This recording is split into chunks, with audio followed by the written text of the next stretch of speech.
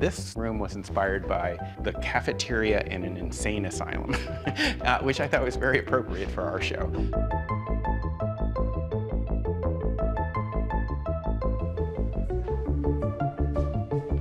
At the beginning of the whole show, Stephen did say that if he could make the Knick all shot black and white, he would. So I thought, okay, we're building a large portion of the hospital. The one thing I could do is make everything feel like a black and white photograph. I only used 4 shades of gray, white, black, and brown, which is coming in with the wood tones.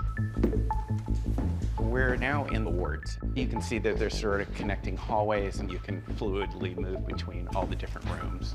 And if you walk in here, this was sort of based on Presbyterian hospital research and the number of beds and sort of the size of the room. And that was all taken from what was actually real and how the hospital really did set up and treat patients. Mr. Gentile's developed a small case of bronchitis, which is common after such a procedure. It had this shiny wood varnish ceiling, obviously painted walls, and the columns had a weird kind of metallic quality to it. What's interesting about this room is there was a lot of talk about the hospital being run down, and we got to the point where we started to add the aging, and I couldn't tell the scenics to age it. Sometimes when you work on a set, it sort of speaks back to you, and I couldn't say, make me old.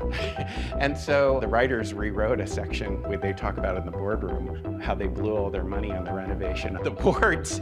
Monthly costs have increased. This is due in part to the recent renovations in the men's and women's wards. It was nice to work with a group of people who would actually allow you that kind of creativity. Definite murmur can be heard, unless that's the damn lights popping on again. Over here, this pays tribute to our advancement of electricity in the show. And because Barrow was grafting money off of it, the guy did a very substandard job. We need more than window light, Herman. I'm taking care of it. Today, or I will resolve it myself. Thackeray, in a fit of rage, goes and chops into this. So the intention was this big collection of wires that we're going to chop through and there'd be sparks. And then Clive Owen said to me, Howard, I don't think that's very dramatic.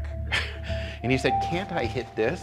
This is like period, one-of-a-kind box. I said, well, Clive, I could probably make 3 more of the boxes, but you'd have to hit it exactly on the edge here in order to maybe possibly save this space. If we're lucky, it'll fall right. And so we started a scene. We didn't rehearse it.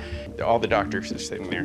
Everybody's talking. Stephen's got the camera on his shoulder. Clive gets angry, grabs the handy-dandy axe. Stephen follows him over there, and he has to chop into the thing, and if it all goes wrong, we have to do that whole thing over again.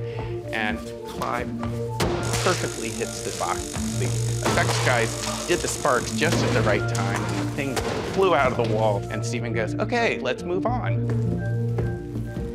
So that sort of concludes our little walking tour of the wards. Generally, what we've just seen was designed and actually built in about an 8-week period. One of the things that was really important to me as a designer was sort of the scale of it all and the centralizing color theme and the fact that you can walk from one piece to another without cutting gives us our unique look.